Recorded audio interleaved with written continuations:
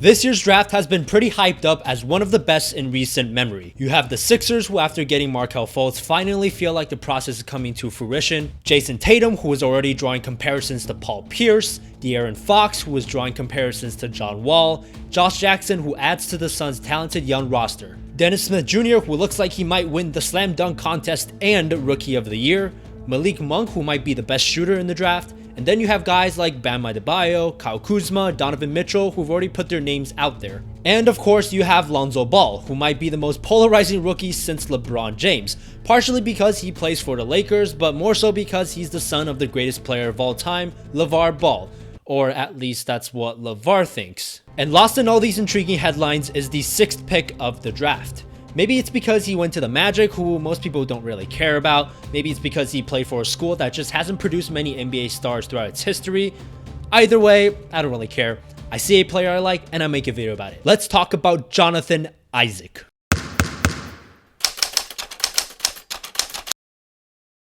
What's up guys, my name is Mark, and in Isaac's case, it's important to note that he wasn't always a big man. In high school, he played mostly small forward, although late into his high school career, he grew a full 6 to 8 inches.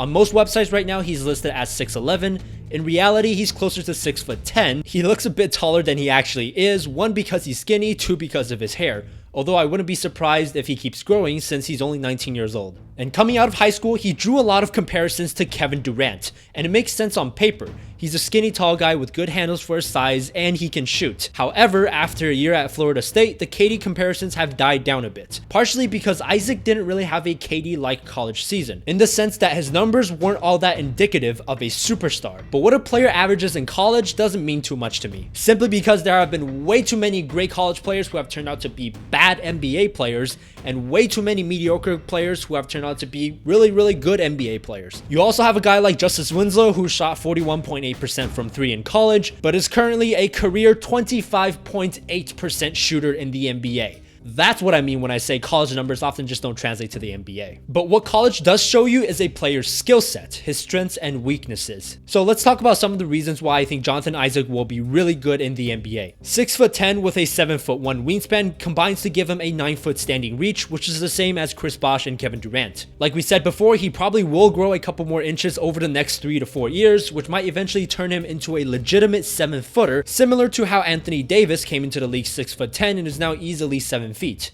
Number 2, his unique offensive game. Because Jonathan Isaac played wing in high school before he hit his growth spurt, he spent a lot of time working on his handles, his jump shot, and his ability to get to the paint as a perimeter player. These skills that he developed as a wing player proved to be useful in his college career, and he's also flashed some of it in his summer league games. For a guy who's as tall and as young as he is, his handles and isolation footwork are almost as good as you can ask for. His jump shot is solid, although it'll definitely have to improve if he ever wants to become a consistent scorer in the NBA. What's interesting about his jump shot though is how similar his form is to Kevin Durant's and Anthony Davis's, and this is what I noticed when I was watching his highlights. Stay with me here, I'm gonna geek out about shooting form for just a second. Notice how both Isaac and Durant lean backwards when they shoot.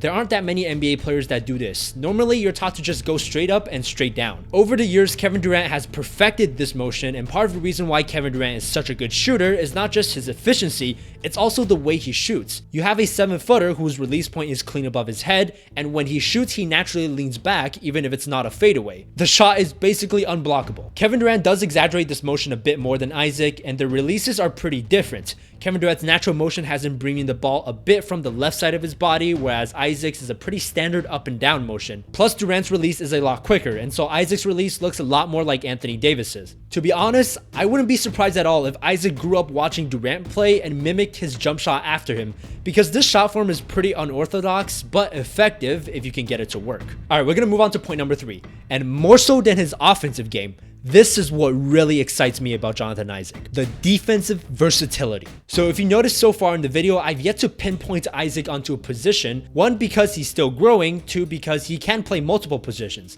But I guess to simplify it, Isaac at this point in his career would spend the majority of his time playing power forward. He does have the length and the athleticism to play center, although he hasn't put on enough weight yet to consistently absorb contact at the rim. But that does make him a really good weak side shot blocker, much like Anthony Davis. What's better though is Isaac's ability to switch onto guards. Because he played some perimeter in high school and because he's relatively skinny, He has the agility to switch onto almost any guard and contain them. This is an insanely valuable skill in the NBA, especially since teams are running more and more pick and rolls, and in general basketball is being played more on the perimeter. In recent years, we've seen a lot of NBA big men who've lost a lot of minutes simply because they can't guard the perimeter. Isaac's combination of agility and defensive intelligence allows him to recover to his man very quickly after playing help defense, and gives the Magic versatility of playing him and Aaron Gordon as interchangeable forwards in certain lineups. In my opinion, just based off of his defense, there is no way that Jonathan Isaac turns out to be a complete bust. I'm gonna say that again. Purely based off of how good of a defender he already is and how well suited his defensive skills are to the modern NBA, it might take him a couple years to adjust to the NBA, but even if he develops poorly, his defense will always get him a good chunk of minutes on any team. Okay, I've talked a lot of good about him.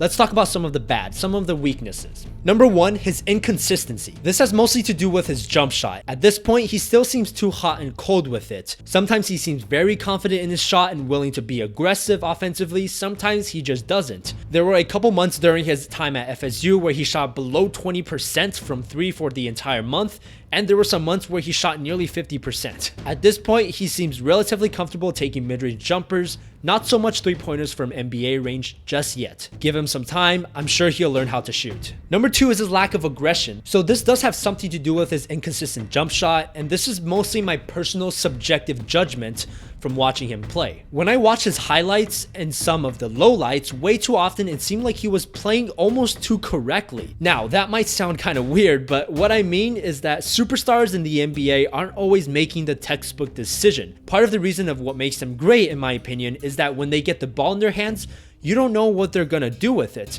They might shoot it at any given moment, or they might make the pass that no one saw coming, and when time comes, they might just ignore the fancy plays and just take over the game. And what makes me hesitant to say Isaac is the next Kevin Durant is I'm not sure he has the scoring mentality that Durant and other superstars have. In 32 games in college, he scored more than 20 points only 3 times in his career, with his career high being 23 points. Now, it is a small sample size, which is why I can't really use that as hard evidence for my statement. It's just a feeling I get when I watch him play. And finally, the last weakness is obviously his frame. There's no need to talk about exactly how much he weighs. Just from looking at him, you can tell that he definitely needs to put on some weight. Now, most people would say he needs to put on weight so that he doesn't get pushed around by NBA rebounders. I'm not actually that worried about that. Isaac is a much better rebounder than his frame would suggest and that people think he is. What I'm worried about is actually what it means for his health. To my knowledge, Isaac's only significant injury in college was a hip injury that kept him out for a couple of weeks. He also sat out the last 2 games of the summer league due to, you guessed it, a hip injury. Look at the way he lands after finishing this alley-oop. Now, I don't know if this is like a bone structure problem or if it's just the way he lands, but it just looks awkward as hell. And maybe because of his injury history and growth spurt, he's not comfortable yet in his own body. But back to the weight problem, look at how this defender, when challenging this dunk, impacts his body.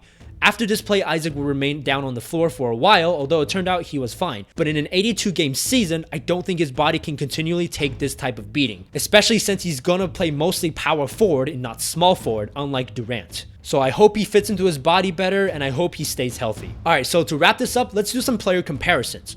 We've already talked about KD, we've talked about Anthony Davis, but a lot of people are comparing him to Brandon Ingram. Maybe it's because of recency bias, because Ingram was drafted just 1 year before Isaac, but it's not a bad comparison. I would argue, however, that both Ingram and KD are much more natural perimeter players. They're both really tall, but their skill set is obviously tailored to be a wing player. With Isaac, I see a lot more big men in him through his shot blocking and rebounding. The best case scenario obviously would be Anthony Davis, and they do share a lot of similarities, especially seeing as how they were both perimeter players in high school. The worst case scenario, I think, is a player like Gorgie Jane. Solid all-around player, shot blocking, rebounding, can shoot a bit, but doesn't have a polished enough offensive game to become an actual NBA star. But that's what I think is the worst case scenario. Most realistic scenario, if I had to make my prediction today, I'm gonna say he's a Chris Bosh caliber player. Again, let's be realistic. Not every skinny player is the next Kevin Durant. But if I had to bet today, I don't think he's good enough to be the best player on a championship team simply because there's just not that many of those guys in the league at any given moment. Not saying it's not possible, it's totally possible, but if I'm gonna bet the odds, I'm gonna have to bet against that. But I do think he can be a second option on a really good team or a third option on a championship level team, as is the case for Chris Bosh. And look, Bosh is a damn good player, man. 11-time All-Star, in my mind, a no doubt Hall of Famer. And looking at the rest of the Magic's roster right now, can you confidently say that anyone else is gonna be as good as Chris Bosh? Because I can't. So there you go, that's my thoughts on Jonathan Isaac. I'm excited about this guy. I love the fact that all the other rookies are getting all the attention because that puts less pressure on him and gives him more time and room to develop. Because look, Jonathan Isaac is not going to win Rookie of the Year. There's no way. There's too many frontcourt players in the Orlando Magic roster. He's just too raw of a player. He's not going to put up the numbers that you expect from a Rookie of the Year candidate. Similar to Brandon Ingram, he looks to be at least a 3 to 4 year project. So look, in 2020, 2021, we're going to see whether or not Jonathan Isaac fills his potential. Here's the question of the day for you. It's pretty simple. Who do you think is going to be a better player? Brandon Ingram? Jonathan Isaac? Just straight up, who's going to be better? Your opinion. Comment your thoughts below, leave a like if this is your first time here, subscribe to the channel if you haven't already. We got multiple NBA videos every single week. Other than that, thanks for watching. I'm MDJ, and I'll see you next time.